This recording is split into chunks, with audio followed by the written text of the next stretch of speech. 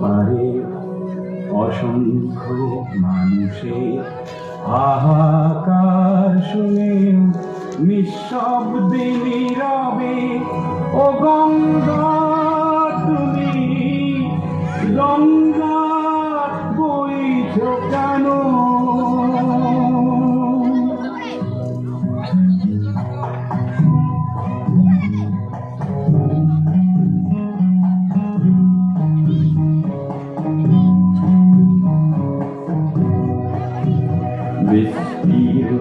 পারে অসংখ্য মানুষের হাহাকার শুনেও নিঃশব্দে নীরবে ও গঙ্গা